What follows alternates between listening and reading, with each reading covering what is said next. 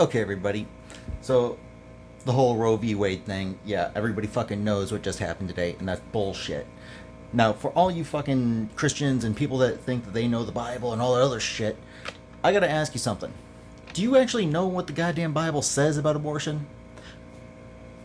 Anybody in the comments, please feel free to put in the comments. Feel free to put exactly what fucking portion of the Bible says it.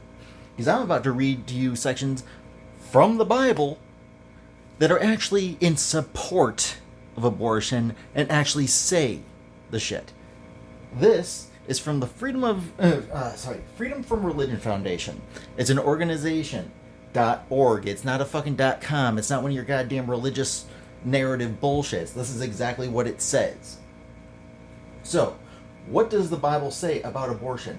Absolutely nothing. The word abortion does not appear in any translation of the Bible. Not fucking one. There's like 700 goddamn different iterations of the Bible. Not one. Not one. Out of more than 600 laws of Moses, none comments on abortion. One Mosaic law about miscarriage specifically contradicts the claim that the Bible is anti-abortion, clearly stating that miscarriage does not involve the death of a human being. The fetus isn't considered a fucking person because it's not. It's a mass of cells. If a woman has a miscarriage as the result of a fight, the man who caused it should be fined. Just a fine. If the woman dies, however, the culprit must be killed. There you go. This is the exact quote. This is Ezekiel 21, 22-25. If men strive and hurt a woman with a child, so that her fruit depart from her, and yet no mischief follow, he shall be surely punished according as to woman's husband's will lay upon him, and he shall pay as the judges determine. And if any mischief follows, then thou shalt give life for a life, eye for an eye, tooth for a tooth. Hammurabi's fucking code, dude. That is exactly what it says. That is exactly what it says. So, let's see here. It goes on to say, the Bible orders the death penalty for murder of a human being, not for the expulsion of a fetus. Okay, there you go. There's that. Let's go on to, when does life begin? According to the Bible, the life begins at birth, when a baby draws its first breath. The Bible defines life as breath in several significant passages, including the story of Adam's creation, Genesis 2:7, when God breathed into his nostrils the breath of life, and man became a living soul. Jewish law traditionally considers that personhood begins at birth. Once you're squirted the fuck out, that's when you're considered a person in the Christian Bible. Desperate for a biblical basis for their beliefs, some anti-abortionists cite obscure passages, usually metaphors for poetic phrasing, such as, behold, I was shapen in iniquity, and in sin did my mother conceive me. Psalms 51:5. This is sexist, but does nothing other than to invoke original sin. It says nothing about abortion. Moses, Jesus, and Paul ignored every chance to condemn abortion. If abortion is so important, why didn't the Bible say so? Because they didn't fucking care. People only lived to be like 30. They needed as many goddamn kids as possible, but they didn't give a fuck about you unless you were squirted out and you survived the birth. And in some places, you weren't even considered alive until after your first fucking month of life, being outside of the fucking, cooter. Are you fucking kidding me? Let's see here. There's another, I'm gonna go through this entire goddamn thing, so buckle the fuck up. Thou shalt not kill. Many anti-abortionists quote the 6th commandment, thou shalt not kill. I'm not sure if that's Ezekiel or Exodus 20:13. As evidence that the Bible is anti-abortion. They fail to investigate the Bible's definition of life, breath, or its deafening silence on abortion. Significantly, the Mosaic law in Exodus 21:22-25, directly following the 10 Commandments, makes it clear that an embryo or fetus is not a human being. An honest reader must admit that the Bible contradicts itself. Thou shalt not kill did not apply to many living, breathing human beings, including children, who were routinely massacred in the Bible. The Mosaic Law orders thou shalt not kill people from committing such crimes as cursing one's father or mother, EX 21:17, for being a stubborn son, Deuteronomy 21:18-21, for being a homosexual, Leviticus 20:13, or even picking up sticks on a Sabbath, Numbers 15:32-35. Far from protecting the sanctity of life, the Bible promotes capital punishment for conduct which no civilized person or nation would regard as criminal. Mass killings were routinely ordered, committed, or proved by the God of the Bible. One typical example is Numbers 25, 4 through 9, when the Lord casually orders Moses to massacre 24,000 Israelites. Take all the heads of the people and hang them up before the Lord against the sun. Clearly the Bible is not pro-life. Most scholars and translators agree that the injunctions against killing forbade only the murder of already born Hebrews. It was open season on everyone else, including children, pregnant women, and newborn babies, which is fucking evident throughout the whole Bible.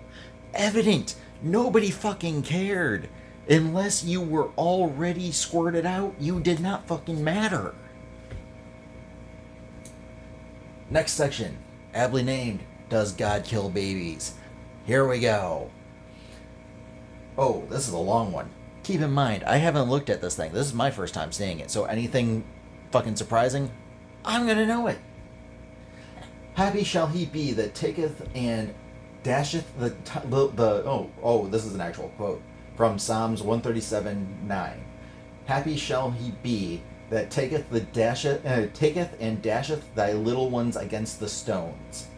The Bible is not pro-child. Why did God set a bear upon 42 children just for teasing a prophet? 2 Kings 2:23-24. Far from demonstrating a pro-life attitude, the Bible decimates innocent babies and pregnant women in passage after gory passage, starting with the flood and the wanton destruction of Sodom and Gomorrah, progressing to the murder of firstborn child of every household in Egypt, Exodus 12:29, and the New Testament threats of annihilation. Space permits only a small sampling of biblical commandments or threats to kill children. So, here we go. Numbers 31:17. Now therefore kill every male among the little ones. Deuteronomy 2:34. Utterly destroy the men and the women and the little ones. Deuteronomy 28:53. And thou shalt eat the fruit of thine own body, the flesh of thy sons and of thy daughters. I Samuel 15:3. Slay both man and woman, infant and suckling. 2 Kings 8:12. Dash their children and rip up their women with child. Really? This is okay. 2 Kings 15:16. All the women therein that were with child he ripped up. Isaiah 13:16. Their children also shall be dashed to pieces before their eyes. Their houses shall be spoiled and their wives ravished. That one right there. Kill the kids, rape the wives. Isaiah 13:18. They shall have no pity on the fruit of the womb. Their eyes shall not spare children. Lamentations? I'm not sure how to pronounce the fucking word. 2:20. Shall the women eat their fruit and children? Cannibalism. Force them to eat their own fucking kid. Ezekiel 9:6. Slay utterly old and young, both maids and little children.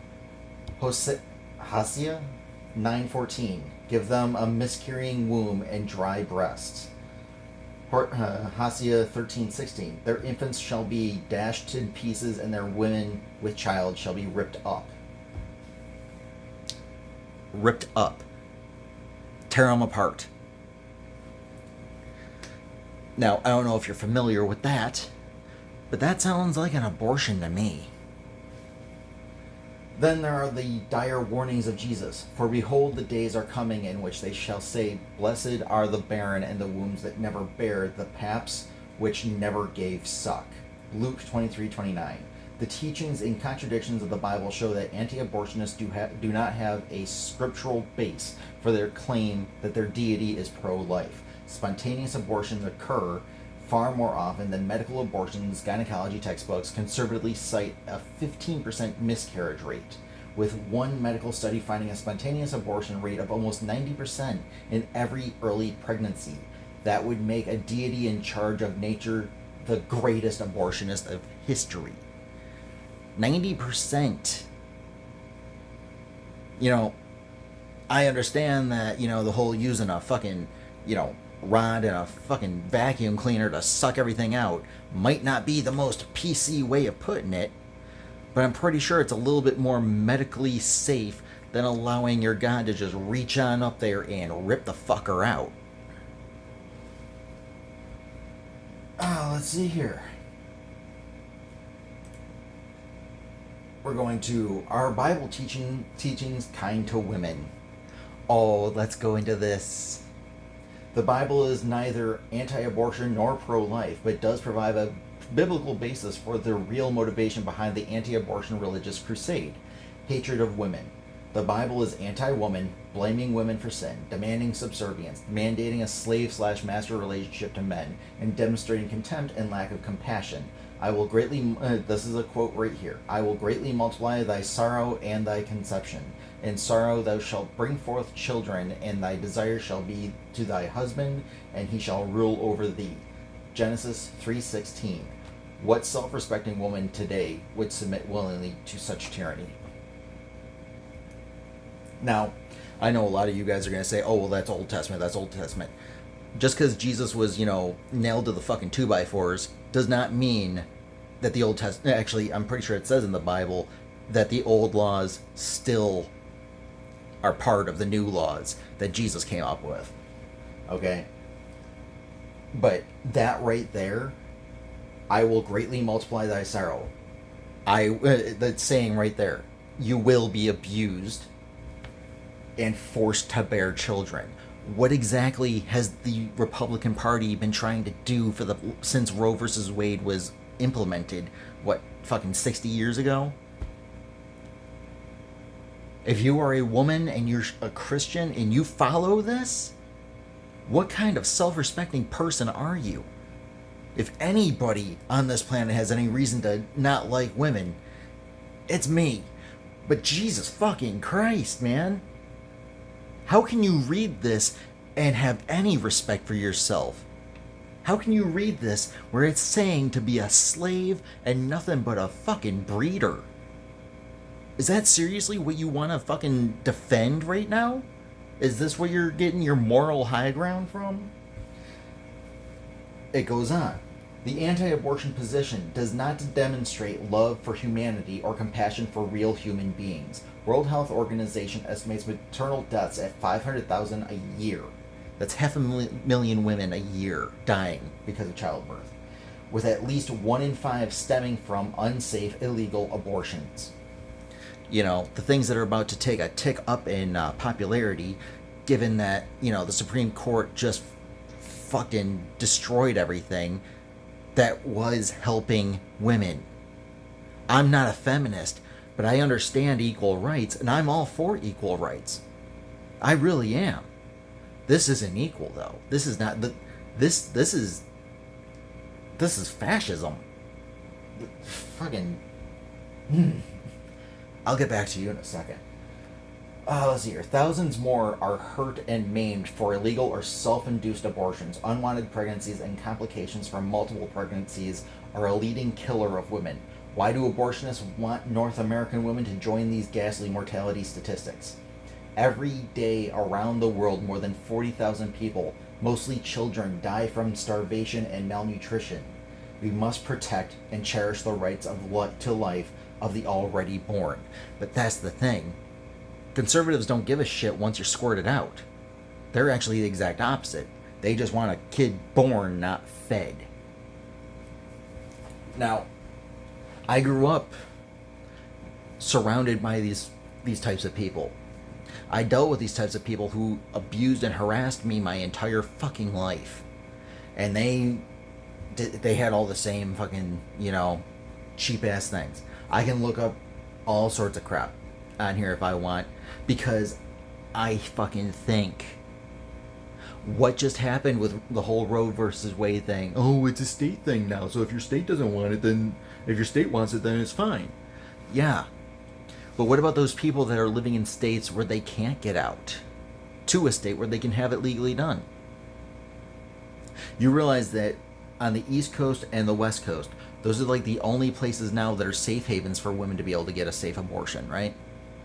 Pretty much everything in between, except for a choice few, is basically a death sentence. It might as well be, because there's no provisions in any of these things for people that have dealt with, an incestual rape or a rape case.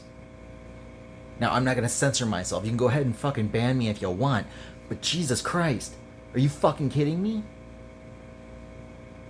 And all these fucking dumbass politicians that grew up with textbooks from fucking Texas saying, oh, well, a woman's body will get rid of it if it's not meant to be, right? No, that's not how sex works. That's not how pregnancy works. That's not how any of this works. The simple fact that you literally have a phone in your hand, a computer capable of all the information known to mankind, both religious, legal, and illegal, literally in the palm of your hand, and yet here you are, spouting the same old crap that's been spread around for fucking decades. You are so disconnected from society and what actually happens. Now, I don't even have sex, okay? I don't give a shit. This doesn't affect me personally, but it affects people that I know. It affects women that I know that have dealt with these types of situations that they needed to get an abortion. Rape victims that have had to get abortions done. Women that were forced into getting an abortion in order to save their life. I know people that have had to go through this. It's not an easy yes or no thing for everybody like, Christian conservatives make it sound. Or whatever religious organization. I mean, hell, if you want, I can go and I can probably look up the child molestation shit that is justified by the Bible, where they're fine with marrying off people as young as like 12 or 13 years old to old men. Because, well, the Bible says it's okay. There's plenty of different religious organizations that are perfectly fine with that. And you're telling me that I as an atheist, am the one that doesn't have a moral high ground? I might be a piece of shit of a human being. I might not care about a lot of things. But it's because I understand that there's not a lot that can be changed. But what you fuckers did, what you are doing and you are forcing on people right now, you are destroying lives. You are destroying this country because you're trying to claim it on some sort of moral high ground. I just literally showed you the Psalms, the Proverbs, or whatever the fuck you want to call them, the different sections of the Bible that state pretty much that God doesn't give a fuck about a baby or a fetus or anybody for that matter, other than the man and maybe the wife occasionally. Perfectly fine with slaughtering kids, perfectly fine with slaughtering pregnant women. And it's not just killing them, they're talking about ripping them apart. Now, I don't know if you're familiar with the different ways of ripping a human being apart, but I am. I'm a horror writer, it's part of my thing. And you know what? Every time I read something or write something, I know I will never, ever be able to compete with the atrocities and the horrors that are in the fucking Bible. Now, I'm not saying that all Christians and all religious people are bad. I will give credit where credit is due. Those that are decent human beings that don't try to force their make-believe ideology on people, I have no problem. I have no quarrel with you. I have no problem with you. Y'all are cool. I have no issue. We're cool. But the people that fucking sit here and tell me that I'm a piece of shit, but they defend this. They defend this, and they say it with such conviction because some douchebag at a fucking pulpit is telling them that this is what the Bible says, even though they haven't read the fucking thing themselves.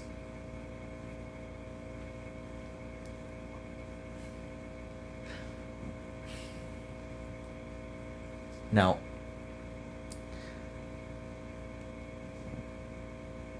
the blame is on the religious organizations that are taking over this country and forcing their goddamn religious Sharia law bullshit.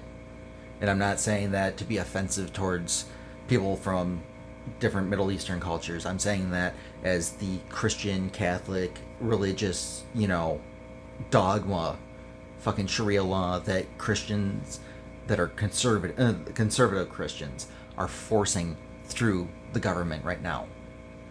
This is only the beginning, everybody. This is only the beginning. And pretty soon it's going to be contraceptive. It's going to be other things.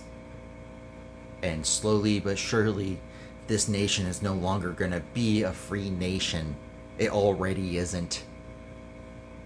And if you think it is, you're fucking blind. This is not a free nation anymore. This is not a free country anymore. This is going to hurt people. And if they keep on saying, oh, we'll just adopt a kid out, we don't have the money to afford the kids that we have in adoption now.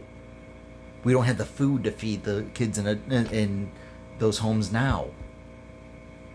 And do you realize that a majority of the adoptions that are carried out now, those people are usually going into abusive homes, and DSS don't do anything about it. Social services don't do anything. They don't care. As long as you have a roof over your head.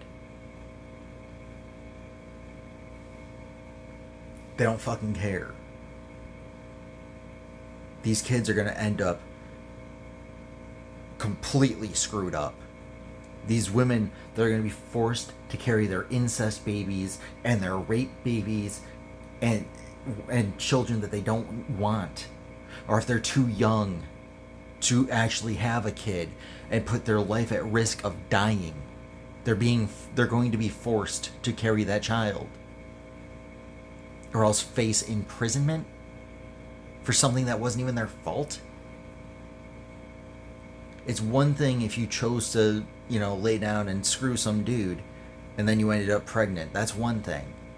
But even then, you still have that option to get rid of the baby because finances aren't good enough to take care of the kid. Your home life isn't safe to take care of that kid. Maybe you're just an unfit mother or an unfit father is in the situation. Abuse in all fucking variances, which is also ordained by the Bible. It's allowed to happen, but not in a civilized society. People are thinking of moving. People are seriously are starting to move to other countries because this country no longer gives a shit about anything. It doesn't give a shit about kids. There'd be a whole sweep across the country with gun control if they gave a shit about kids. Yeah, you can't buy a beer, but you can buy a fucking gun at 18. I mean, hell, in some cases younger, depending on what state you're in. Or you can. Oh, sorry, you can't necessarily. I'm not 100% sure on the gun laws. Okay, I don't own a gun. I don't need one. I'm not saying that because I live in a safe area. I'm saying that because nobody fucks with me. I don't feel the need to constantly put myself in a position to have something on my waist that could potentially be used against me if I'm not paying attention. I don't need to carry around a fucking rifle or a shotgun or a handgun to feel safe. If it's my time to go, it's my time to go. I don't give a fuck. But this, you can't say that this defends pro-life. The Bible is the furthest thing from pro-life. And like I said, you can go ahead and say, oh, that's Old Testament shit. There's nothing in the Bible that says the old laws were ever discontinued. In fact, I think it says that you still have to apply to the laws of the past. So, I mean, there's a couple of other things on here. Do churches support abortion rights? If you want to find this, just go onto the freedomfromreligionfoundation.org, and pretty much it gives you the choice to go through and find all these publications. Take an afternoon and just fucking read. Learn about your goddamn book. It's not as pleasant as you might think just because they pick out the fairy tale stuff. Goodbye.